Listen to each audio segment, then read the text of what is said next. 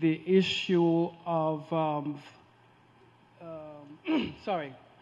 regarding the issue of the fact that this thing is a work in progress, because I want to use the overused cliche of work in progress. I don't want you to think that this is a fait accompli, and we are here to hear your concerns, to get your feedback, so that the proposed legislation, the white paper that we have, can continue and be amended to suit the needs and to satisfy the concerns of our people. Now, we in the task force, and I'm very privileged to have been with these very dedicated and committed Antiguans who for several months, as you've heard, have examined, re-examined all and every aspect of this program so that we were able to come up with what we consider to be a white paper which has been studied and is probably the best produce or product that we could come up with based on our experiences, based on all the information that was provided for us. None of us, before we started in this program, had never known about the Citizenship by Investment program. We had bits of information from St. Kitts, and that's the best that we could do. We were able then to develop what we have developed by locking horns, brainstorming. We locked horns on certain aspects of our discussions. You know, sometimes when I thought I had made a good impression and been able to persuade my colleagues, especially Gay. Next morning, Gay came back and she came at us and she said, no, I don't believe that that's the way we should go. So even the aspect of the legislation that we finally, the draft legislation we came up with, went through several debates.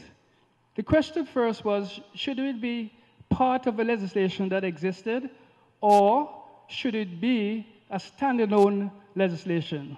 And after we debated this issue for several sit-ins and meetings, we finally made a proposal that it should be a new standalone legislation to be entitled the Antigua and Barbuda Citizenship by Investment Act. As you've heard, we were very fortunate to have had the help and assistance from Clive Grenier.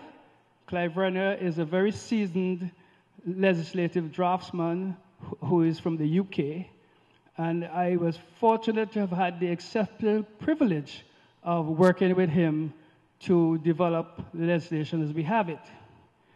This is a draft that we have come up with, and of course, all that you've heard so far regarding the aspect of it had to have some legislative framework into which it will fit.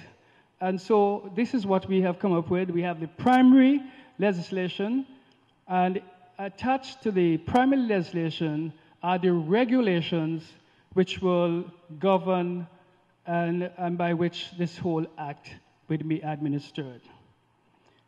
Now, I don't think it will serve any good purpose for me to go bit by bit on this legislation, because the whole reason for us coming here tonight is so that we can hear your views. So just suffice it to say that all that you've heard about the very different routes or options for gaining citizenship by investment have been provided for in the legislation. We have tried our best to mitigate against every potential risk and inherent threat to the maintaining and integrity of our passport.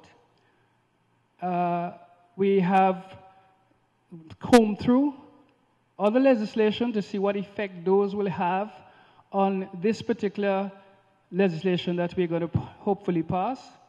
And you will like just to refer to some of these. The Income Tax Act that deals with worldwide income, that has to be repealed simultaneously or contemporaneously with the passage of this legislation, because If that is not passed, this thing can't work.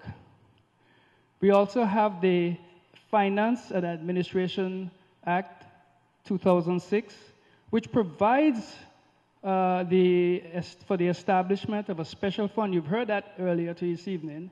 The establishment of a special fund, into which the monies from the National Development Fund will be placed.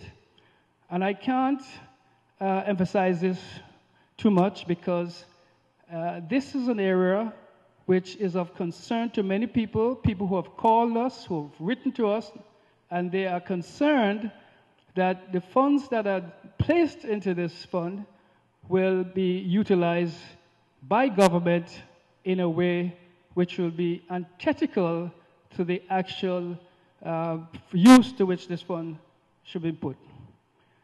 I'm sure because some of these people who say this have heard about experiences of the neighboring countries where there hasn't been apparently sufficient accountability for the use of these funds.